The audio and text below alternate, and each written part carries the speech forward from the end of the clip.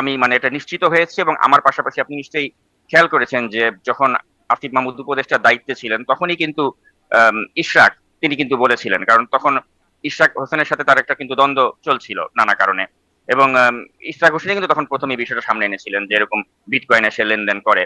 এবং ইশরাকের ওই মন্তব্যের পরেই কিন্তু আমি এই বিষয়টা নিয়ে আরো অনুসন্ধান করার চেষ্টা করি যে আসলেই যেহেতু ইশরাক তার জায়গা থেকে এরকম একটা মন্তব্য করেছে, নিশ্চয়ই সে না জেনে হয়তো করেনি। তা আমি যখন এটা নিয়ে অধিকতর তদন্ত করতে যাই তখন আমি মানে অনেকটা কাকতালীয় ভাবেই আমি এমন একজন ব্যক্তির সংস্পর্শে আমি আসতে পারি যিনি বাংলাদেশের এই ধরনের মানে বিটকয়েনের ট্রেডিং এর সাথে তিনি জড়িত। বিভিন্ন যারা মানে ধনী ব্যক্তি রয়েছেন তাদের অনেকেরই একটা মানে শখে পরিণত হয়েছে যে বিটকয়েনে ইনভেস্ট করা। তো অনেকে এই কাজে ওই ব্যক্তি সাহায্য করে থাকেন, এবং তার সহায়তা আসিফ মাহমুদ সজীব ভুঁইয়াও নিয়েছেন। এবং তিনি যেহেতু তার নিরাপত্তার বিষয়টা নিয়ে তিনি একটু শঙ্কায় পড়তে চাননি, সেজন্য আমাকে তার নাম পরিচয় বা ডিটেলস প্রকাশ করতে মানা করেছেন। কিন্তু আমি মনে করি যে যখন সঠিক সময় আচ্ছা, আসবে তখন কি তিনি আপনাদের পরিমাণ সামনে এসে, লেনদেন করেছেন এরকম কিছু কি তথ্য আপনার কাছে আছে? যদি সেটি করেই থাকেন তো? সেটা অনেক বড় একটা অ্যামাউন্ট, কিন্তু আমি সেটা এখানে ডিসক্লোজ করব না যেহেতু আমি এটা আমার নিজের চোখে আমি দেখিনি। কিন্তু ওই ব্যক্তি আমাকে বলেছেন যে এটা অনেক বড় একটা অ্যামাউন্ট, কিন্তু যেহেতু আমাকে তিনি এই সংশ্লিষ্ট কাগজপত্র দেখাননি তাই হুম। সেজন্য আমি এই বিষয়টা আপনার টকশোতে আমি বলবো না। কিন্তু আমি এটা বলতে পারি যে আসিফ মাহমুদ সজীব ভুঁইয়া যেই ব্যক্তির মাধ্যমে লেনদেন করেছেন সেই ব্যক্তিকে আমি আইডেন্টিফাই করতে পেরেছি, এবং আমি বিশ্বাস করি যে টুডে অর টুমোরো সেই ব্যক্তি আপনাদের সামনে এসে, দেশবাসীর সামনে এসে হয়তো এই বিষয়গুলো উন্মোচন করে দেবেন যদি তার নিরাপত্তার বিষয়টি আমরা নিশ্চিত করতে পারি। আচ্ছা। মানে শুধু কি আসিফ মাহমুদ সজীব ভুঁইয়াই নাকি উপদেষ্টা বা সাবেক অন্তর্বর্তী সরকারের আরো কেউ আছেন যারা এই বিটকয়েনের মাধ্যমে লেনদেন করেছেন? তো অনেকে করতে পারে, কিন্তু আমার কাছে মূলত আসিফ মাহমুদ সজীব ভুঁইয়ার বিষয়টি আমি জানতে পেরেছি এবং সেজন্য আমি সেটা বলেছি। অন্য কারো বিষয়টা আমি এখনো নিশ্চিত নই। মানে ও যে যার মাধ্যমে আপনি তথ্য পাচ্ছেন অন্য কারো বিষয়ে তিনিও আপনাকে বলেন নাই? না, আমাকে এসে ওই প্রসঙ্গক্রমে আসিফ মাহমুদ সজীব ভুঁইয়ার বিষয়টি তিনি আমাকে বলেছেন আচ্ছা, আপাতত, এবং আমি অন্য বিষয়ে তাকে প্রেস করিনি। আচ্ছা। এই মাহফুজ আলম ভুঁইয়া তিনি কিভাবে সম্পৃক্ত এর সাথে? এটা আসলে আমি যেহেতু সাংবাদিকতা করি তাই সাংবাদিকতা পেশার সাথে যারা আছেন তাদের সকলের সম্পর্কে আমাকে খোঁজ খবর রাখতে হয়। তো এই মাহফুজুল আলম ভুঁইয়া সম্পর্কে আমি খোঁজ খবর রাখতে গিয়ে কিন্তু চাঞ্চল্যকর কিছু তথ্য পাই। আমি দেখলাম যে এই ব্যক্তিটি টিএস স্পোর্টস এর মতো একটা চ্যানেলের স্পোর্টস এর রিপোর্টার, এবং তার স্ত্রী চ্যানেল আইতে খুবই সামান্য বেতনে কাজ করা একজন প্রেজেন্টার ছিলেন 5ই আগস্টের আগে। রাতারাতি দেখা গেল 5ই আগস্টের পরে শাইখ সিরাজের মতো একজন ব্যক্তি, যিনি 5ই আগস্টের পরে তাকে অনেকে স্বৈরাচারের দোসর বানিয়ে দিয়ে তাকে কিন্তু 12টা বাজায় দেওয়ার একটা অবস্থা হচ্ছিল, তখন এই শাইখ সিরাজ কিন্তু মাহফুজুল আলম ভুঁইয়া শরণাপন্ন হয়েছিলেন যে তুমি আমাকে রক্ষা করো নাইলে আমার তো মব হয়ে যাবে চ্যানেল আইতে আমার আমার বিরুদ্ধে। তখন এই মাহফুজুল আলম ভুঁইয়া কিন্তু শাইখ সিরাজকে একটা প্রোটেকশন দেয়, যার বিনিময়ে সে তার স্ত্রীকে কিন্তু রাতারাতি অনেক বেতন সুযোগ সুবিধা প্রমোশন বাগিয়ে নেয় তার স্ত্রী, তিনি চ্যানেল আইতে এখন একটা প্রেজেন্টার হিসেবে আছেন। আমি নাম নাই উল্লেখ করলাম, তিনি আসিফ মাহমুদ তিনি মাহফুজুল আলম ভুঁইয়ার স্ত্রী। হুম। তো এখন এই মাহফুজুল আলম ভুঁইয়ার স্ত্রীকে মাহফুজুল আলম ভুঁইয়া চ্যানেল আইতে একটা বড় পদে বসিয়ে দিতে পেরেছে শাইখ সিরাজকে ভয় ভীতি প্রদর্শন করে যে আপনি বাঁচতে চাইলে এই কাজটা করেন। তারপর বেতনও বাড়িয়ে দিয়েছে। তো এই মাহফুজুল আলম ভুঁইয়া তখন থেকেই কিন্তু আসিফ মাহমুদ সজীব ভুঁইয়ার যেহেতু সে প্রেসের দায়িত্বে ছিল, তো এই পরিচয়কে কাজে লাগিয়ে কিন্তু সে অনেক ধরনের মানে পাটপাড়ি বলেন বা টেন্ডারের বিষয়গুলো ম্যানিপুলেট করা এগুলো সে করেছে। এবং এ সংক্রান্ত অডিও কিন্তু আমি জাওয়াদ নির্ঝর আমরা কিন্তু প্রকাশ করেছি। তো ওই অডিওতে কিন্তু স্পষ্ট শোনা যাচ্ছে যে তিনি বলছিলেন যে আপনি 5C অর্থাৎ 5 কোটি টাকা আপনি দেন বা কয় পার্সেন্ট দিতে হবে কি হবে হুম। একদম স্পষ্ট করে ওই অডিওতে কিন্তু ফাঁস হয়েছে। এবং ওই ঠিকাদার যিনি ভুক্তভোগী তিনি কিন্তু ওই অডিওটি আমাদেরকে সরবরাহ করেছিলেন। তো যেখানে দেখা যাচ্ছে যে উপদেষ্টার প্রেসের দায়িত্বে থাকা যে ব্যক্তি তিনি সরাসরি একটা টেন্ডারের বিষয়ে তাকে পাইয়ে দিবেন, ঠিকাদারের সাথে ফোনালাপ তিনি সেখানে বলছেন যে 5 কোটি টাকা আপনাকে দিতে হবে। তো এ থেকে তো বোঝা যায় যে উনি কি এটা নিজে স্বপ্রণোদিত হয়ে করেছেন, অবশ্যই আসিফ মাহমুদ এখানে ইনভলভ ছিলেন। আর সবচেয়ে বড় কথা হচ্ছে যখন এই অডিওটা আমরা ফাঁস করলাম তখন কি তিনি মাহফুজুল আলম ভুঁইয়ার বিরুদ্ধে কোনো ব্যবস্থা নিয়েছেন?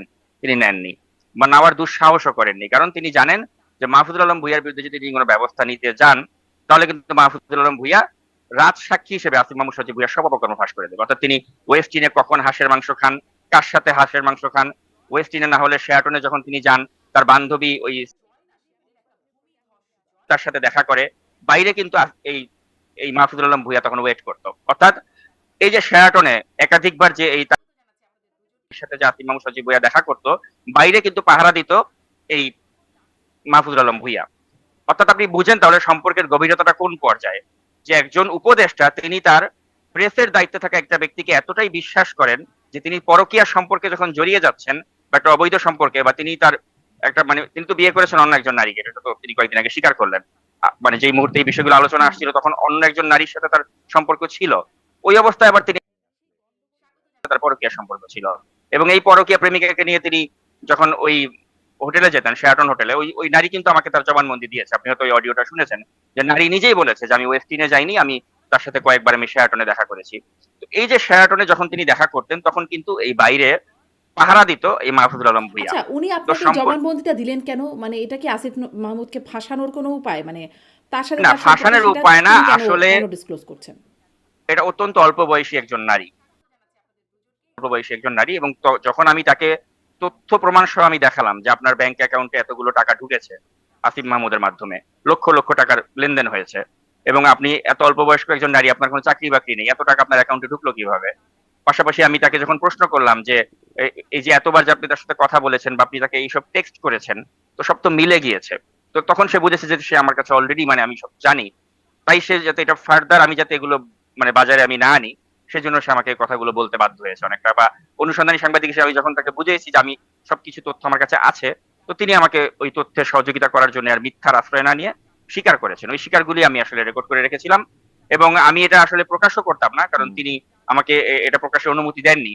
কিন্তু প্রকাশ করতে আমি বাধ্য হয়েছি যখন আসিফ মাহমুদ এগুলোকে গুজব বলে, অপপ্রচার বলে চালাতে চাচ্ছিল, বা যখন তিনি এই নারীর সাথে প্রতারণা করলেন, হুম। তখন এই নারীর একটা সূত্র আমাকে বলল যে আপনি চাইলে অডিওগুলো প্রচার করে দেন।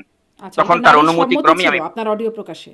এই প্রকাশে? পরবর্তী সময় যখন আসিফ মাহমুদ অন্য নারীকে বিয়ে করে ফেললো, তখন সে বলল যে এটা প্রচার করে দেন, কারণ ওই নারীর সাথে তো বিশ্বাসঘাতকতা হুম। করেছেন আসিফ মাহমুদ সজীব ভুইয়া। আচ্ছা, যাই হোক, এগুলো ব্যক্তিগত সম্পর্ক, বিষয়গুলো সুন্দর না। মানে এগুলো ভেতরের খবরগুলো যেমন সুন্দর না, এগুলো প্রকাশ্যে আসাটাও ভালো লাগে না। আমি আপনার কাছে বরং এটা একটু জানতে চাই যে আ মানে আরো কয়েকজন উপদেষ্টাদের বিষয়েও তদন্ত হচ্ছে। দুদকে অভিযোগ আছে। মানে আ সৈয়দা রিজওয়ানা হাসান, দেখছিলাম, আম দেখছিলাম আদিলুর রহমান, আ আ আরো একজন, মানে সহকারী প্রধান উপদেষ্টা বিশেষ সহকারী খোদাবক্স চৌধুরী, এবং আসিফ মাহমুদ তো আছেন, ফাউজুল কবির। এই কয়েকজনের বিরুদ্ধে অভিযোগ আছে। মানে এই ৪ জন উপদেষ্টা এবং প্রধান উপদেষ্টা বিশেষ সহকারী, তাদের বিরুদ্ধেও কোনো বিশেষ তথ্য কি আপনার কাছে আছে? নাকি আপনি শুধুমাত্র আসিফ মাহমুদের বিষয়টাই আপনার কাছে আছে? মানে এদের বিরুদ্ধেও কেন অভিযোগ? বা আরো যদি মানে অন্যভাবে প্রশ্ন করি, এদের বিরুদ্ধেই কেন, বাকিদের বিরুদ্ধে না কেন? এদের বিরুদ্ধে আপনি যদি অনুসন্ধান করেন হয়তো অনেক কিছু বের হবে, কারণ এখানে কেউই তো সাধু ছিল না। কারণ ডক্টর ইউনূস তো বেছে বেছে তার নিজের সাথে যাদের ভালো সম্পর্ক তাদেরকে তিনি বসিয়েছেন। এখানে তো যোগ্যতাটা মাপকাঠি ছিল না। তিনি যাদেরকে চেনেন, যাদের সাথে স্বাচ্ছন্দ্য বোধ করেন, তাদেরকে তিনি ধরে ধরে বড় বড় পজিশনে বসিয়ে দিয়েছেন। এখন সৈয়দা রেজওয়ানা হাসান, তার সম্পর্কে তো আমরা জানি যে তার স্বামীর সাথে নসরুল হামিদ বিপুর অত্যন্ত ঘনিষ্ঠ সম্পর্ক। হুম, আর আমি নসরুল হামিদ বিপুর তথ্যটা আমি একটু বেশি পাই এ কারণেই, যে আমি এখন আপনার সাথে এই যে যে শহরটাতে বসে এই লাইভ করছি, আমার এখানেই কিন্তু এই এই রাস্তার অপোজিটেই নসরুল হামিদ বিপুর একটা দোকান রয়েছে, মানে গ্যাস স্টেশন। সেটা আচ্ছা। তিনি $35 মিলিয়ন দিয়ে ক্রয় করেছেন। অর্থাৎ নসরুল হামিদ বিপুর মানে এই পাচারকৃত টাকার সাম্রাজ্য আমার এই শহরেও রয়েছে। তো সেজন্য আমি খোঁজ খবরটা একটু বেশি পাই। তো ওই দোকানে যিনি কাজ করেন তিনি আমাকে তথ্য দিয়েছেন যে বিপু ভাইয়ের তো এখন সম্পদ রেজওয়ানা আপা দেখাশোনা করছেন তার স্বামীর মাধ্যমে। বলে যে বিপু ভাইয়ের যে গার্মেন্টস, ওটা তো এখন রেজওয়ানা আপার হাজবেন্ড চালাচ্ছে, এবং জুলকারনাইন সাহেব তো প্রমাণ সহ, ডকুমেন্ট হুম, সহ সেটা দেখিয়েছে। তো এগুলো তো সত্য কথা, এগুলো তো মানে মিথ্যা কিছু নয় যে রেজওয়ানা হাসান তিনি তার ক্ষমতার অপপ্রয়োগ করে তার স্বামীকে দিয়ে তিনি এই নসরুল হামিদ বিপুর অবৈধ সম্পত্তি দেখাশোনা করেছেন। তার যে আহ, যে বাসাগুলো ছিল বাংলাদেশে, সেগুলো যাতে মবের শিকার না হয় সেগুলো থেকে তিনি রক্ষা করেছেন, এবং রক্ষার পুরস্কারটা বা বেনিফিটটা তিনি পাচ্ছেন। এবং বিপুর আহ, এই ফ্যাক্টরি গুলোতে যে টাকাগুলো ইনকাম হচ্ছে সেগুলো কিন্তু হুন্ডি করে আবার রেজওয়ানা সুন্দর মতো পাঠিয়ে দিচ্ছে বিপুর কাছে।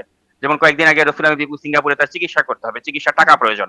তো আমি পরে জানতে পারলাম যে একটা হুন্ডির ব্যক্তি যার সাথে আমার ঘটনাক্রমে পরিচয় হলো, সেই হুন্ডির ব্যক্তি বললেন যে রেজওয়ানা আপার মাধ্যমে টাকাগুলো আমরা হুন্ডি করে সিঙ্গাপুরে পাঠিয়ে দিলাম, বিপু ভাইয়ের চিকিৎসার জন্য লাগবে। তো এই লেভেলের সম্পর্ক ছিল। আপনি চিন্তা করে দেখুন হুম। যে আমাদের একজন অন্তর্বর্তী সরকারের উপদেষ্টা রেজওয়ানা হাসান, তিনি বিদেশে পলাতক একজন আওয়ামী লীগের যিনি একসময় মানে প্রতিমন্ত্রী ছিলেন, তার কাছে তিনি টাকা পাঠিয়ে দিচ্ছেন, এখান থেকে তার ফ্যাক্টরি দেখাশোনা করছেন, গার্মেন্টস ফ্যাক্টরি, এটা লাভের অংশ তাকে আবার তিনি পাঠিয়ে দিচ্ছেন হুন্ডি করে। এ ধরনের অনৈতিক কার্যকলাপে তারা জড়িত ছিলেন। এখন আমার কাছে যে তথ্য এসেছে, এটা কি ডক্টর ইউনূস জানতেন না, বা সরকারের ভিতরের যারা গোয়েন্দা বাহিনী ছিল তারা কি জানতেন না? আমার তো মনে হয় আমার থেকে বেশি তথ্য তাদের কাছে থাকার কথা। তো তারা এগুলো জেনেও না জানার ভান করেছে। যেমন আপনি একটু আগে বলছিলেন খোদাবক্স চৌধুরীর কথা, আমি বেশ কয়েকজন পুলিশ কর্মকর্তা তাদের সাথে আমি কথা বলে যেটা জানতে পারলাম যে একটা এসপি নিয়োগের ক্ষেত্রে একটা বিভিন্ন জেলাতে যে এসপি নিয়োগ করা হবে, সেখানেও এই খোদা বক্স এবং বাহারুল আলম তারা মিলে একটা মানে ফিক্সড রেট করে দিয়েছিল যে 4 কোটি টাকা দেওয়া লাগবে, যে প্রত্যেকটা জেলায় জেলায় এসপি হতে গেলে 4 কোটি টাকা দেওয়া লাগবে। আমি কয়েকজন এসপির সাথে কথা বলে যারা বলেছে যে আমাদের টাকা ছিল না, আমরা হতে পারি নাই, আমাদের চেয়ে অযোগ্য লোককে এই খোদা বক্স এবং বাহার তারা মিলে এভাবে নিয়োগ দিয়েছে। তো এই যে এতগুলো জেলাতে তারা যদি মানে প্রতিটাতে 4 কোটি 5 কোটি করে নেয়, তাহলে কি পরিমাণ টাকা একটা এসপি নিয়োগের ক্ষেত্রে এই বাহার এবং খোদা বক্স কামিয়েছে, আপনি অনুমান করে দেখুন। তারপরে আপনি বলছিলেন আদিলুর রহমান শুভ্রর কথা। আদিলুর রহমান শুভ্র তো শুধু যে বাংলাদেশ সরকারের টাকা আত্মসাৎ করেছে তা কিন্তু নয়। সে তুরস্ক থেকেও ফান্ড পেয়েছিল। তুরস্ক থেকে তাকে ফান্ড দেওয়া হয়েছিল যে আপনি আমার দেশ পত্রিকার মাহমুদুর রহমান বা এই যে গোষ্ঠীটা যারা চাচ্ছিল নির্বাচন যাতে না হয় তাদের সাথে সক্রিয় থেকে নির্বাচনটা বানচাল করুন। এবং আমরা অনেকেই তখন ভুল বুঝেছিলাম যে হয়তো এই চক্রের সাথে আপনার আমরা ভেবেছিলাম যে খলিলুর রহমান তিনিও জড়িত আছেন। হুম। এবং আমরা দেখেছিলাম যে পিনাকি ভট্টাচার্যের মতো একজন ব্যক্তি তিনি খলিলুর রহমান তাকে প্রশংসা করে ভিডিও বানাচ্ছিলেন। কিন্তু পরবর্তীতে আমরা দেখতে পেলাম, মানে আমরা সকলেই বোকা বনে গেলাম যে খলিলুর রহমান আসলে গুপ্ত ছিল। আমরা যে বললাম যে জামাত গুপ্ত গুপ্ত, এখন খলিলুর রহমান যেখানে গুপ্ত ছিল এটা আমরা কিন্তু আসলে বুঝতে পারিনি। খলিলুর রহমান কিন্তু কার দেখা গেল, বিএনপির গুপ্ত ছিল? হ্যাঁ, এখন তো অবস্থা দৃষ্টি তাই মনে হচ্ছে যে আপনি দেখেন যে পিনাকি ভট্টাচার্য আজকেও একটা ভিডিও বানিয়েছেন যেখানে খলিলুর রহমানকে কিন্তু তিনি, মানে বোঝা যায় যে খলিলুর রহমানের প্রতি তার একটা রাগ বা ক্ষোভ রয়েছে। তো হুম। এ থেকে বোঝা যায় যে খলিলুর রহমান আসলে ওই পিনাকি বা ওই গ্রুপের সাথে হয়তো উপরে উপরে ভাব দেখিয়েছিলেন, কিন্তু ভিতরে ভিতরে তিনি যেটা করেছেন ওটা দেশের পক্ষে গিয়েছে, কারণ আলটিমেটলি আমরা কেউই নাকি চাই। আসলে বিষয়টা এরকমও তো হতে পারে যে উপরে উপরে ভাব দেখেন নাই, তখন তিনি সেরকমই ছিলেন, পরে স্বার্থের কারণে এদিকে চলে আসছেন। না, বিষয়টা তা নয়। কারণ আপনাকে আমি একটা কথা বলতে চাই যে এই যে বিএনপির যে একটা কনফিডেন্স যে একটা নির্বাচন হবে ফেব্রুয়ারি মাসে, এই কনফিডেন্সটা কিন্তু ছিল না। হুম। কনফিডেন্সটা কখন গ্রো করে? কনফিডেন্সটা গ্রো করে যখন তারেক রহমানের সাথে ফেব্রুয়ারি মাসে 2025-এর ফেব্রুয়ারিতে যখন লন্ডনে ডক্টর ইউনূস দেখা করলেন, তারপরেই কিন্তু বিএনপির একটা বডি ল্যাঙ্গুয়েজে আমূল পরিবর্তন আসে এবং তারা বলেই, মানে বুঝেই ফেলে যে নির্বাচনটা হচ্ছে। এখন এই কিংস পার্টি মানে এনসিপি যতই ডক্টর ইউনূস তাদের প্রতি একটা মানে ভালোবাসা থাকুক না কেন, ডক্টর ইউনূস নির্বাচন দিতে কমিটেড। হুম। এবং এই যে নির্বাচন দিতে ডক্টর ইউনূস কমিটেড, এটা কার মাধ্যমে অ্যাসুরেন্সটা এসেছে কিন্তু খলিলুর রহমানের মাধ্যমেই। খলিলুর রহমানই বিএনপিকে আশ্বস্ত করতে সক্ষম হয় যে নির্বাচনটা হবে। আপনারা এই পিনাকি বা এই যে আদিলুর, এরা এরা যে অপপ্রচার করছে বা এরা যে চাচ্ছে নির্বাচন বানচাল হতে, আমি ওদের সাথে নাই, আপনি এদের কথা বিশ্বাস করেন না। এবং তারেক রহমান কিন্তু তখন বিশ্বাস করেছে, হুম। এবং বিশ্বাস করে তারেক রহমান কিন্তু ঠকে নাই। হুম। অন্তত মানে ফলাফল তো তাই তাহলে বলছে কি জামাতের নির্বাচনের। পক্ষ থেকে জামাতের নায়েবে আমির যে তাকে বিশ্বাসঘাতক বা মীর জাফর বলছেন, তাহলে কি সেটা ঠিকই বলছেন? এখানে বিশ্বাসঘাতকতা বলতে উনি কি বলছেন আমি জানি না। এখানে সুষ্ঠু নির্বাচন হলে বিএনপি জিতবে এটা পাগলেও জানে। তো সুষ্ঠু নির্বাচন হয়েছে, সুষ্ঠু নির্বাচনের ক্ষেত্রে কোনো প্রতিবন্ধকতা আসেনি। বিএনপি যেটা রাইটলি ডিজার্ভ করে ওই ফলাফলটাই এখানে রিফ্লেক্ট করেছে। এখন যদি জামাতের আমির বলে যে আমাদেরকে হারিয়ে দেওয়া হয়েছে, হুম। এটা আমি আসলে জামাতের আমিরের সাথে একমত নই। কারণ আমি মনে করি যে সুষ্ঠু নির্বাচন হলে জামাত বাংলাদেশের রাজনীতিতে কখনোই হুম। এতগুলো সিট পাওয়ার কথা নয়। ওই যে আপনি তারপরেও বলছিলেন যতগুলো তারা তারেক রহমানকে পেয়েছে। আশ্বস্ত করেছেন যে তাদের সাথে নেই, মানে আদিলুর রহমান বা পিনাকি ভট্টাচার্যের যে একটা গ্রুপ তাদের সাথে নাই, এই বিষয়টা তারেক রহমানকে আশ্বস্ত করলেন এবং তিনি আশ্বস্ত হলেনও। তাহলে কি আসলে এখন আবার এদিকে গুপ্ত থেকে এমন কোনো কলকাঠি তিনি নাড়লেন? কারণ আমারই অনুষ্ঠানে নীলোফার চৌধুরী মনি তিনি বলছেন যে মানে তিনিও বলছেন যে খলিলুর রহমান সম্পর্কে আমরাও অনেক, মানে তার কথা বলছেন যে তিনিও অনেক কথা বলেছেন খলিলুর রহমান সম্পর্কে, কিন্তু তিনি নির্বাচনের আগে যুক্তরাষ্ট্র গেছেন, কখনো দিল্লিতে গেছেন, অনেক দৌড়ঝাঁপ করেছেন এবং তার একটা সুন্দর নির্বাচন হয়েছে তার হস্তক্ষেপের কারণেই হতে পেরেছে। এই হস্তক্ষেপটা আসলে কি তাহলে প্রমাণিত হয়, মানে আস্থায় এনে এই হস্তক্ষেপটা?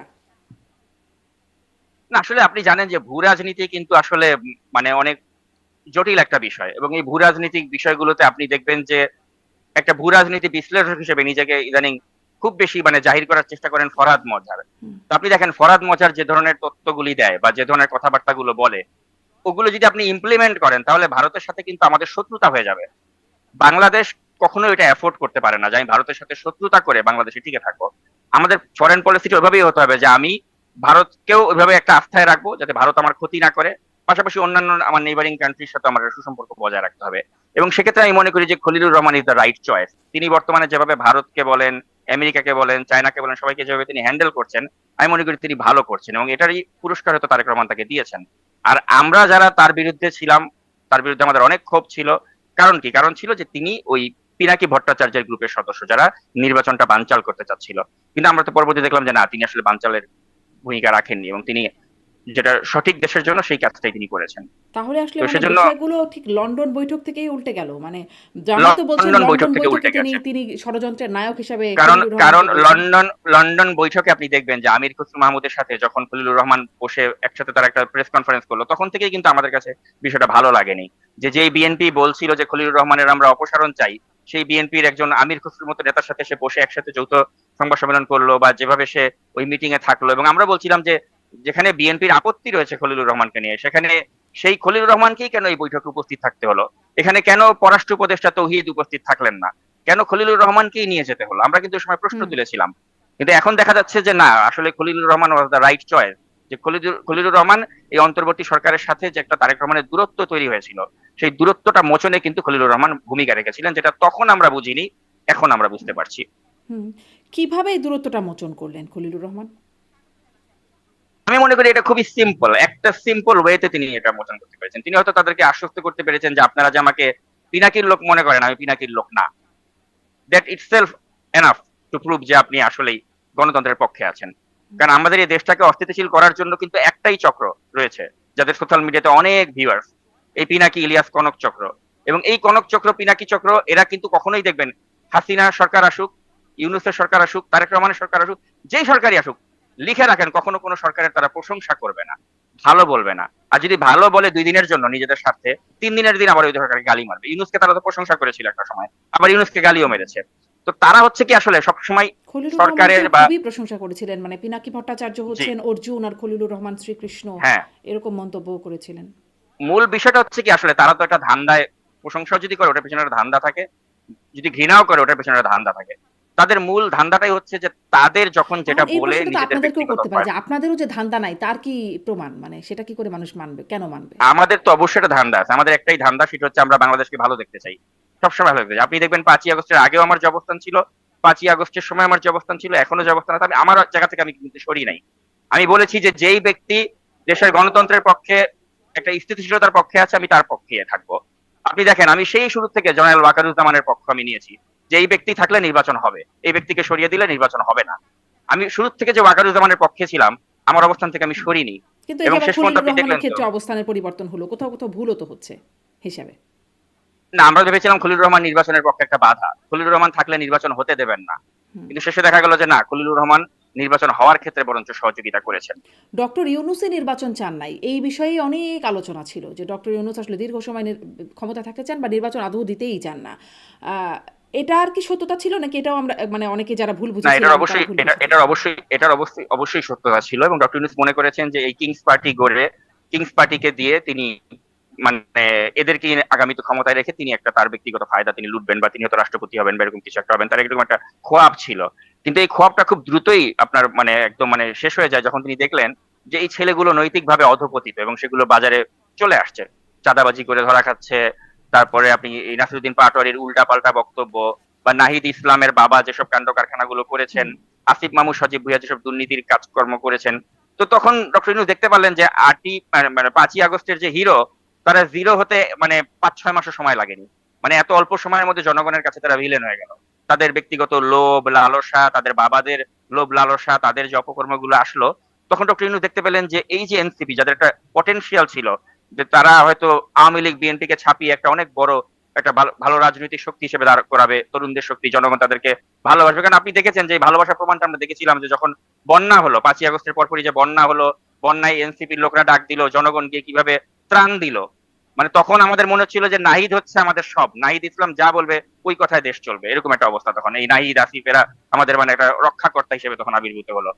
তো এটা তো আমরা আসলে কি আমাদের জাতির দুর্ভাগ্য। আমরা তো একসময় এরকমও দেখেছিলাম আপনার এই যে শাহবাগে যখন আন্দোলন হলো, তখনও তো ইমরান এইচ সরকারকে আমরা দেখলাম যে ইমরান এইচ সরকার যা বলে তার কথায় জাতীয় সঙ্গীত মানুষ পড়ে, তাই না? তখন ইমরান এইচ সরকারের একটা বক্তব্যই তাকে শেষ করে দিল, যখন সে বলল যে আপনি নির্বাচনের বিষয়ে কেন কিছু বলছেন না, সুষ্ঠু নির্বাচন। তখন বললেন না, আমরা অঙ্ক পরীক্ষার সময় আমরা বাংলা পরীক্ষার কথা বলি না, আমরা ফাঁসি ফাঁসি ফাঁসি চাই করবো, ওইটাই চাবো। তো ওই ইমরানের সরকার কিন্তু তখন থেকেই মানুষ তাকে ছুড়ে ফেলে দিল যে আচ্ছা তোমার এজেন্ডা তো আসলে ওই শুধু যুদ্ধাপরাধীদের ফাঁসি চাওয়া, তুমি তো সুষ্ঠু নির্বাচন চাও না, বা হাসিনা যে 154 আসনে বিনা প্রতিদ্বন্দ্বিতায় নির্বাচন করবে ওটা তুমি ঠেকাইতে চাও না। তখন ইমরানের সরকারটাও কিন্তু এক্সপোজ হয়ে গেল যে সে আসলে এই সরকারেরই একটা প্রোডাক্ট। তো আপনার ধান্দাটা যখন মানুষের কাছে এক্সপোজ হয়ে যায় তখন কিন্তু মানুষের ভালোবাসার জায়গায় আপনি থাকেন না।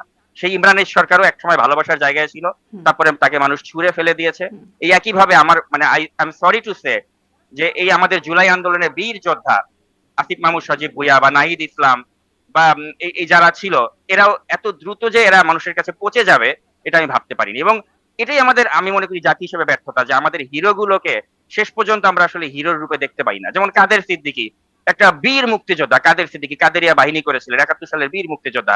সেই কাদের সিদ্দিকী দেখেন আজকে কি তিনি ওই সম্মানের জায়গায় আছেন? নেই। নানা কারণে কাদের সিদ্দিকী বিতর্কিত। তো এখন আমারও খুব দুঃখ লাগে যে কেন মানে কাদের সিদ্দিকীর মতোই বিতর্কিত হয়ে গেল আমাদের এই জুলাই আমাদের যোদ্ধারা। দেশে বিতর্কহীন কি কেউ আছেন পলিটিক্যাল ফিগার? আপনি বিতর্ক থাকলেও দেখবেন যে মোটামুটি মানুষের কাছে কিন্তু শ্রদ্ধা বা সম্মানের জায়গায় কিন্তু অনেকেই ছিলেন, হুম, আছেন। যেমন আপনি বেগম খালেদা জিয়ার কথাই বলেন, যে বেগম খালেদা জিয়ার 2001 থেকে 2005 যে শাসন, ওটা নিয়ে আপনি অনেক ধরনের প্রশ্ন করতে পারেন। আপনি 21শে আগস্টে ওই সময় একটা হামলা হয়েছিল, ওইটার যেভাবে তদন্ত প্রক্রিয়া হয়েছিল সেটা নিয়ে আপনি প্রশ্ন করতেই পারেন যে খালেদা জিয়ার সময় তো এটা হয়েছে। আপনি প্রশ্ন তুলতে পারেন যে ওই সময় হাওয়া ভবনের যে দুর্নীতির কথাগুলো এসেছিল ওটার দায় থেকে কি, মানে আপনি বলতে পারেন খালেদা জিয়া দুর্নীতি মুক্ত, বেগম খালেদা জিয়া, কিন্তু ওই সময় যে এই হাওয়া ভবনের নামে যা যা হয়েছিল ওগুলির ব্যাপারে কি বিএনপি আসলে ওরকম পদক্ষেপ নিয়েছিল? তো সেগুলো নিয়ে যে আপনি বলেন যে খালেদা জিয়ার 2001 থেকে 5-এর শাসনে এই যে পত্র পত্রিকাতে ওই সময় যে এত এত নেগেটিভ নিউজ প্রচারিত হয়েছিল, এর দায় কি কিছুটা হলো বেগম খালেদা জিয়ার উপরে পড়ে না? পড়ে তো। অর্থাৎ আপনি কাউকেই 100% ক্লিন বলতে পারবেন না। পলিটিক্যাল ফিগার মানে এখানে কিন্তু অনেক ধরনের প্রশ্ন হুম, থাকবে। যেমন আমি শহীদ রাষ্ট্রপতি জিয়াউর রহমানকে অত্যন্ত ভালোবাসি, শ্রদ্ধা করি। কিন্তু জিয়াউর রহমানের সময় তো আপনি দেখেছেন যে কতগুলো সেনা কর্মকর্তাকে ফাঁসি দেওয়া হয়েছিল। হুম, এই ফাঁসির প্রক্রিয়াটা নাকি আপনি প্রশ্ন করতে পারেন না? পারেন তো। বঙ্গবন্ধু শেখ মুজিবুর রহমানকে আমরা ভালোবাসি না? অবশ্যই ভালোবাসি। তার 7ই মার্চের ভাষণকে ভালোবাসি না? কিন্তু সেই শেখ মুজিবুর রহমান যখন 72 থেকে 74 দুর্ভিক্ষ হলো, তিনি স্বর্ণের মুকুট পরিয়ে তার পুত্রবধূকে বরণ করে নিলেন, মানুষ দুর্ভিক্ষে মারা গেল। তো সেই যে ভালোবাসা শেখ মুজিবুর রহমান, তার ওই ভালোবাসা তো আর থাকলো না ভালোবাসার জায়গায়, তাই না? তো আমরা, এটা আমাদের দুর্ভাগ্য যে আমাদের হিরো শেখ মুজিবুর রহমান বা জিয়াউর রহমান বা বেগম খালেদা জিয়া প্রত্যেকেই কিন্তু তাদের লাইফে তাদের দে হ্যাভ দেয়ার মানে ফেয়ার শেয়ার অফ যে মানে ক্রিটিসিজমের জায়গা বা বিতর্কের জায়গা তারা রেখেছেন, এবং এটাই কিন্তু রাজনীতির ক্ষেত্রে বলেন বা ব্যক্তি মানে জীবনে বলেন সবাই বিতর্কহীন নাই। ক্ষেত্রেই যে আমি একটু আপনি বিতর্কহীন কেউই না। আপনি বলছিলেন না যে বিএনপির গুপ্ত বের হয়ে গেলেন পরে খলিলুর রহমান। আমি মনে হয় সম্ভবত সেদিন ইলিয়াস হোসেনের বক্তব্যেই একটা শুনছিলাম যে তিনি বলছেন যে এরকম বছরখানেক গেলে এভাবে চলতে থাকলে ১০ বছর পরে গিয়ে দেখা যাবে বিএনপি মহাসচিবই হচ্ছেন জামাতের লোক, জামাতের রোকন। হ্যাঁ, মানে বিএনপিতে কারা জামাতের গুপ্ত আছে সেইরকম আপনারা যেহেতু অ্যাক্টিভিজম করেন এবং অনেকটাই বিএনপির পক্ষেও অ্যাক্টিভিজম করেন, সেখানে আপনাদের কাছে কি এরকম কোনো তথ্য আছে আসলে কি বিএনপিতে জামাত গুপ্ত আছে কিনা? মানে আওয়ামী লীগে গুপ্ত ছিল, ছাত্রলীগে গুপ্ত ছিল, এখন তো পরবর্তীতে সেটি বেরিয়ে আসলো। এখন ছিল কি ছিল না ওইটার থেকে বড় কথা হচ্ছে কি যে বিএনপি তো নির্বাচনে জয়ী হয়ে গেছে, এবং জয়ী হয়ে তো তারা এখন সরকার পরিচালনা করছে। তো এখন যদি গুপ্ত ওইভাবে থেকে থাকে, এটা আপনি আগামী দিনগুলোতে দেখবেন যে বিএনপির যখন কোনো মানে কিছু যদি হুম, সামনে চলে আসে, এই গুপ্তরাই সেগুলো বের করে দিবে বা আমাদের কাছে দিয়ে দিবে যে বিএনপি সরকারের ভেতরের খবরগুলো। যেমন আওয়ামী লীগের ভেতরে তো আওয়ামী লীগের বিরুদ্ধে অনেক শক্তি ছিল, যারা আমাদেরকে আওয়ামী লীগের তৎকালীন সময়ের আপনি দেখবেন যে এই যে মাহিয়া মাহির সাথে হুম, যে মুরাদ, তার যে কথোপকথন, এটা আমরা কি করে পেলাম? ওই বিএনপির ভেতরে আওয়ামী লীগের ভেতরে গুপ্ত লোকজনই তো আমাদেরকে দিয়েছে।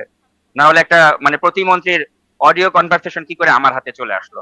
বা আওয়ামী লীগের আমলে যে এত কনভারসেশন গুলো আমাদের কাছে আসতো বা বিভিন্ন মানে তথ্য যে আসতো, আওয়ামী লীগের ভেতরে থাকাই গুপ্তরাই তো আমাদেরকে দিত। এখন বিএনপির ভেতরে কারা কারা গুপ্ত বা কারা কারা বিএনপির বিরুদ্ধে কাজ করছে বা তথ্য দিয়ে আমাদের সহযোগিতা করছে, এটাও হয়তো আমরা অচিরেই জানতে পারবো। বিএনপি আগে মাত্র তো ক্ষমতায় তারা আসলো, সামনে আরো তারা ভুল ভ্রান্তি করবে, এগুলো যারা এক্সপোজ করতে আমাদের সহযোগিতা করবে, আমরা বলতে পারি তারাই গুপ্ত। জি, তাদের গুপ্তের সহায়তায় তখন সেগুলো আপনারাও এক্সপোজ করবেন। ইন্টারেস্টিং আসলে গুপ্ত জি। বিষয়টা বেশ ইন্টারেস্টিং।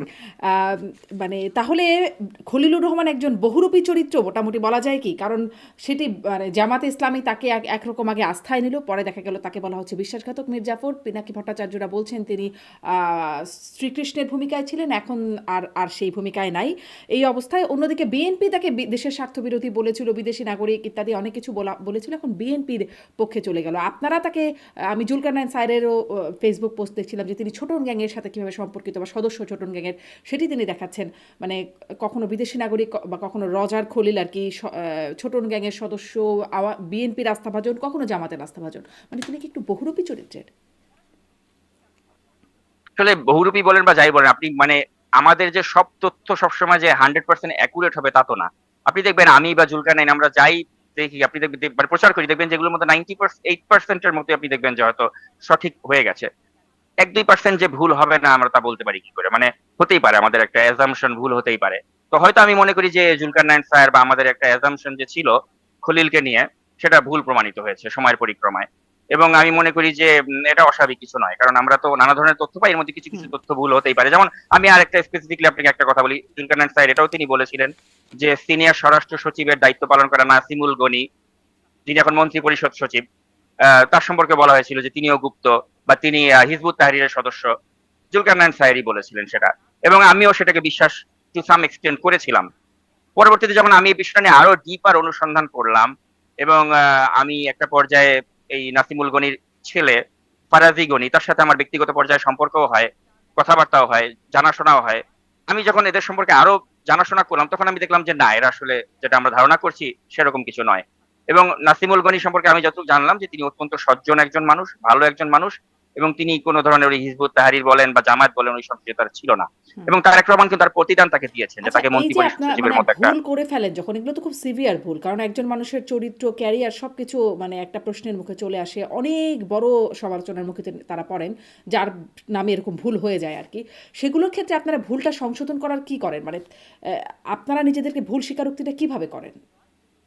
না, জুলকারনাইন সাহেব তো এখনো ভুল করেছেন বলে তো উনি স্বীকার করেননি। উনি হুম, তো এখনো বলেননি যে খলিলের বিষয়ে তার অবস্থান পরিবর্তন হয়েছে বা আপনার বলেননি। এই নাসিমুল গনির বিষয়ে তার অবস্থান পরিবর্তন হয়েছে। তিনি কিন্তু বলেননি। আমি আমারটা বলতে পারি। তারটা তো আমি বলতে পারি। আমারটা আমি বলতে পারি যে হ্যাঁ, আমি যেহেতু ওই সময় আমি বলেছিলাম যে খলিলুর রহমানের সম্পর্কে অনেক কিছু। আমি বলি যে হ্যাঁ, আমার ওই অ্যাসেসমেন্টটা রং ছিল।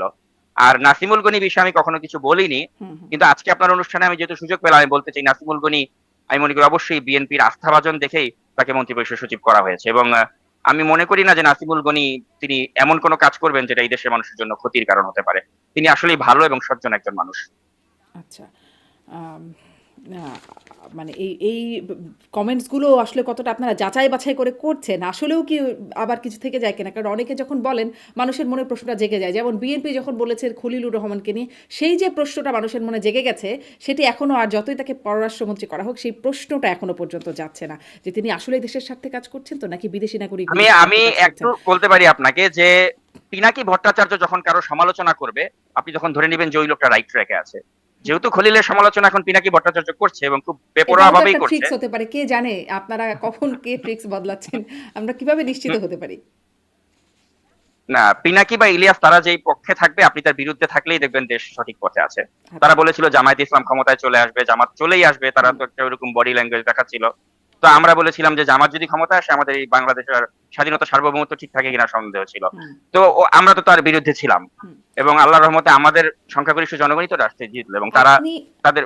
আপনি এবং জি। আপনারা এটিও বলেছিলেন যে আসিফ মাহমুদ সজীব ভুঁইয়া তিনি দেশ ছেড়ে তিনি নির্বাচন করবেন না। আপনি আগেও বলেছিলেন, আমার অনুষ্ঠানেই বলেছিলেন যে তিনি দুবাই চলে যাবেন। কিন্তু তিনি আসলে এখনো পর্যন্ত দুবাই যাননি। তিনি এনসিপির মুখপাত্র হিসেবে দায়িত্ব পালন করছেন। হাসনাত আব্দুল্লাহ তিনি একটা ফেসবুক পোস্টে লিখছেন যে আসিফ মাহমুদ সরকার পরিবর্তনের সঙ্গে সঙ্গেই সেফ এক্সিট নিয়ে বিদেশে চলে যাবার কথা ছিল, অথচ তারা আইন অনুযায়ী সব বিধি মেনে নিজের ও পরিবারের সবার ব্যাংক অ্যাকাউন্টের স্টেটমেন্ট প্রকাশ করছে। মানে এইগুলোকে অপপ্রচার হিসাবে বলছেন যে মানে আসলে কি এগুলো গুজব ছিল? মোটেও গুজব ছিল না। এবং এখন আপনি দেখলেন তো আদিলুর রহমানও তো এয়ারপোর্টে গিয়ে যেতে তো পারেনি সহজে এবং তার তো মানে অনেক উচ্চবাচ্য তিনি করেছেন। তো এখন আসিফ মাহমুদ সজীব ভুঁইয়া যদি এখন বাংলাদেশ ছেড়ে কোথাও যাওয়ার চেষ্টা করে ওটা কিন্তু একটা বড় নিউজ হয়ে যাবে যদি হুম, সে যেতে না পারে। এবং অনেকে তখন বলবে যে ও আচ্ছা ও তো দেশ ছেড়ে চলে যেতে চাচ্ছে। তো সেজন্য তার পক্ষে এটা একটা ঝুঁকি যে মুহূর্তে সে যদি অ্যাটেম্পটও নেয় কোন একটা দেশে যাওয়ার জন্য হুম। ওটা নিয়ে একটা বিগ নিউজ হয়ে যাবে। তো সেজন্য হয়তো সে যাচ্ছে না এই মুহূর্তে। আচ্ছা। কিন্তু আপনাকে এটা আমি বলতে পারি যে টুডে অর টুমরো তাকে কিন্তু ইভেনচুয়ালি এই দেশ ছাড়তে হবে এবং তিনি ছাড়বেন। মানসিকভাবে তিনি প্রস্তুতি নিয়েও রেখেছেন। আমি যেটা বলেছি সেটা দেরিতে হলেও ফলবে, আপনি দেখবেন। আচ্ছা, দেখলে নিশ্চয়ই তখন আবার কথা হবে। ফিন্যান্সিয়াল ইন্টেলিজেন্স যে তার তথ্য চাইলো, মানে ব্যাংক স্টেটমেন্ট বা দুদক ও তা তদন্ত করছে। তাহলে এটা আসলে কি হবে? আপনি বলছেন এটি হাস্যকর। এই বিষয়টা কি হাস্যকর? তাহলে এটার মাধ্যমে কি তাকে একটা ক্লিন চিট দেওয়ার প্রক্রিয়া? নাকি আসলেও তদন্ত করে ভেতর থেকে কিছু বের করা যাবে? যেমন এখানেও হাসনাত আব্দুল্লাহ একটা পোস্ট দিয়েছেন।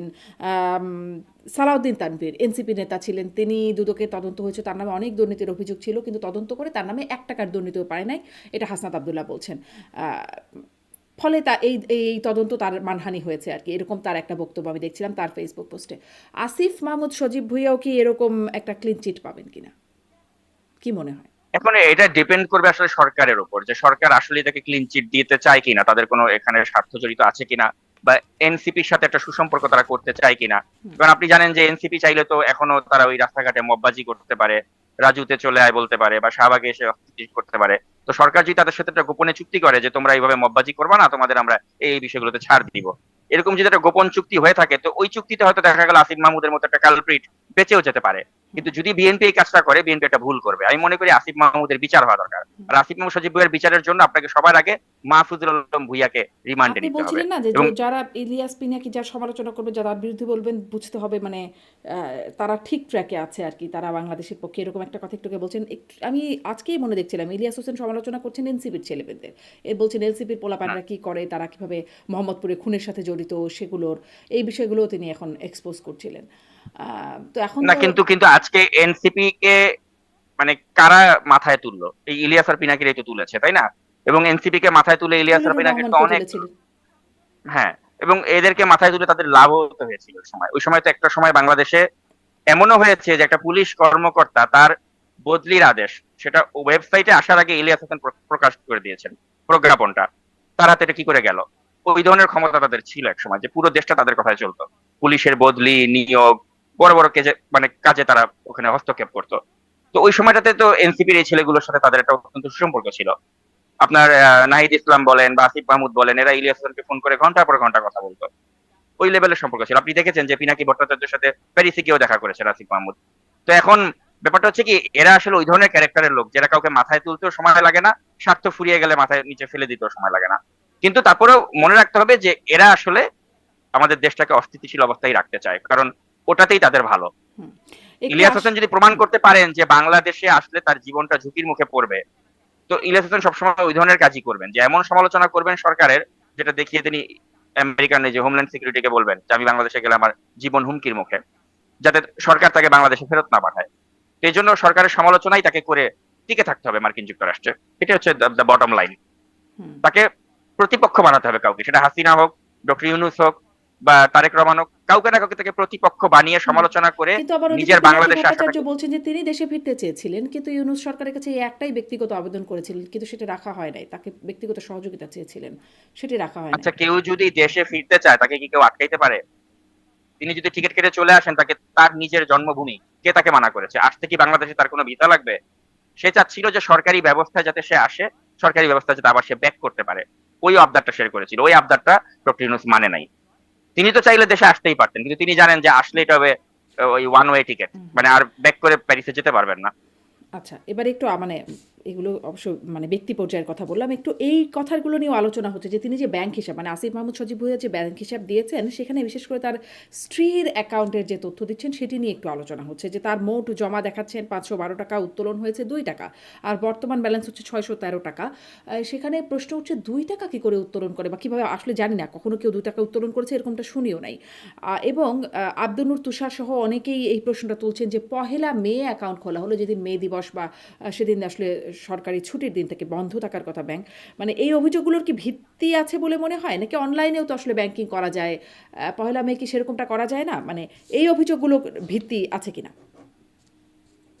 এখন ব্যাংক অ্যাকাউন্ট আপনি অনলাইনে ওপেন করতে পারেন কিনা এটা আসলে আমার জানা নেই। আমি যে মার্কিন যুক্তরাষ্ট্রে আছি, এখানে আমাকে ফিজিক্যালি ব্যাংকে গিয়ে অনেক ডকুমেন্ট দেওয়ার পরেই কিন্তু একটা ব্যাংক অ্যাকাউন্ট আমি খুলতে পারি।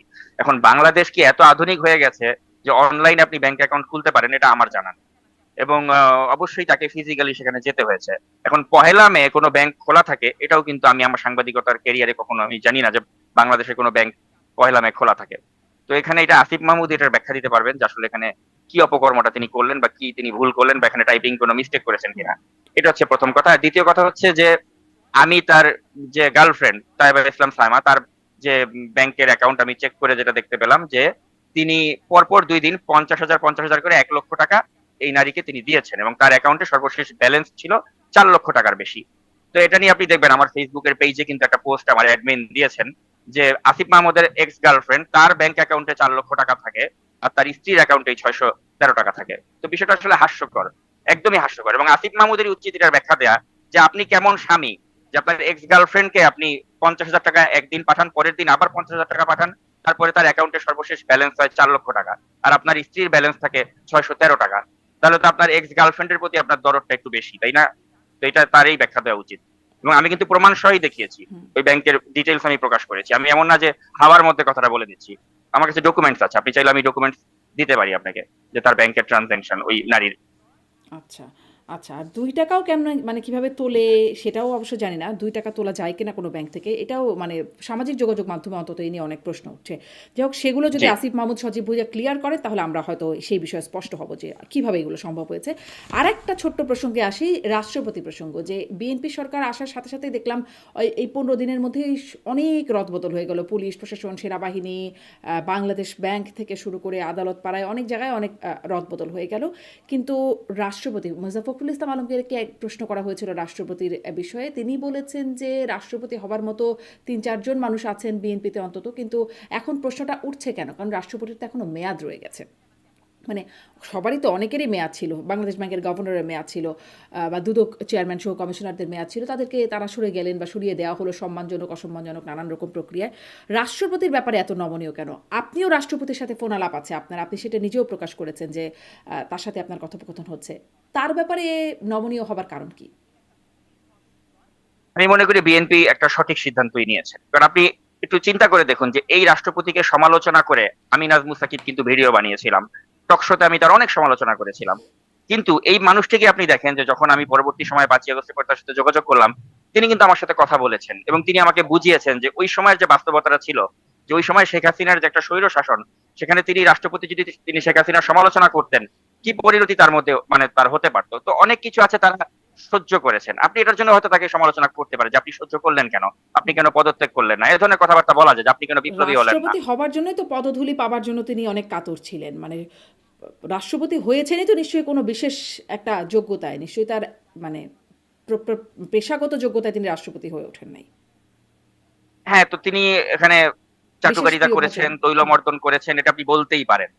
আবার আপনি সেনাপ্রধান ওয়াকারকে নিয়েও বলতে পারেন যে যেহেতু তার সাথে একটা আত্মীয়তার সম্পর্ক আছে শেখ হাসিনার, এ কারণে ওয়াকারুজ্জামানকে হয়তো সেনাপ্রধান করেছেন। এগুলো আমরা বলতেই পারি, কিন্তু বলতে আপনি পারি, কিন্তু সেনাপ্রধান তো দেখবেন ওরকম কোনো যে ভিডিও নাই, সেনাপ্রধান শেষ পর্যন্ত, এরকম কোনো বক্তব্য দিচ্ছেন, হ্যাঁ, পদধূলি আপনি চাচ্ছেন। শেষ পর্যন্ত দেখবেন যে ওই লোকটি শেষ পর্যন্ত কি করলো, সেটা কি দেশ ও জনগণের পক্ষে গিয়েছে কিনা। আমি কেন এই সেনাপ্রধানের পক্ষে, এই কারণেই আমি সেনাপ্রধানের পক্ষে যে তিনি 5ই আগস্টে তিনি আর ওই শেখ হাসিনার আত্মীয় কিনা ওইটা তিনি খেয়াল করেন নাই, তিনি দেশের জনগণের পাশে দাঁড়িয়েছেন। সুষ্ঠু নির্বাচন করে যেতে যত ধরনের সহযোগিতা লাগে তিনি করেছেন। এই জন্য যত মানুষই বলুক যে ওয়াকারুজ্জামান শেখ হাসিনার মানে বিশেষ বিবেচনায় সেনাপ্রধান হয়েছেন, আমি সেটার সাথে একমত নই। আমি মনে করি এটা আমাদের একটা সৌভাগ্য যে আমরা ওয়াকারুজ্জামানকে এই 5ই আগস্টের সময় আমরা সেনাপ্রধানের দায়িত্বে পেয়েছিলাম। না হলে 5ই আগস্টে ওই শেখ হাসিনার পতন ঘটতো কিনা আমার সন্দেহ আছে। এবং একইভাবে আমি এই রাষ্ট্রপতি শাহাবুদ্দিন চুপ্পু সম্পর্কে বলতে চাই যে এই ব্যক্তি, তিনি তো ইচ্ছা করলে পালাতে পারতেন। তিনি তো ইচ্ছা করলে 5ই আগস্টের পারতেন সময় কি? বলতে পারতেন যে অবশ্যই পারতেন, তিনি চাইলে তিনি অবশ্যই ব্যবস্থা করতে পারতেন। তিনি যদি সেনাপ্রধানকে তখন বলতেন যে শেখ হাসিনা পালিয়ে যাচ্ছে, আমিও পালিয়ে যেতে চাই, আমাকে ব্যবস্থা করেন পালিয়ে যাওয়ার, তিনি পালিয়ে যেতে পারতেন।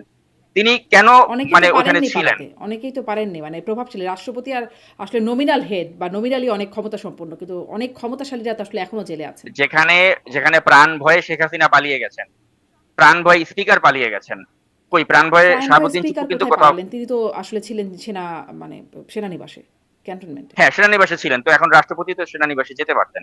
তিনি কেন ওইখানে ছিলেন? তাকে তো ওইখানে মব তৈরি করে মেরে ফেলা হতে পারতো। শাহাবুদ্দিন চুপ্পু আমাকে স্পষ্ট বলেছেন যে আমাকে যদি ওখানে কেউ মেরেও ফেলে, আমি মারার জন্য প্রস্তুত ছিলাম, কারণ আমি জানি আমি কোনো অন্যায় কাজ করিনি বা অন্যায় কাজ আমি করবো না, আমাকে দিয়ে অন্যায় কাজ হবে না।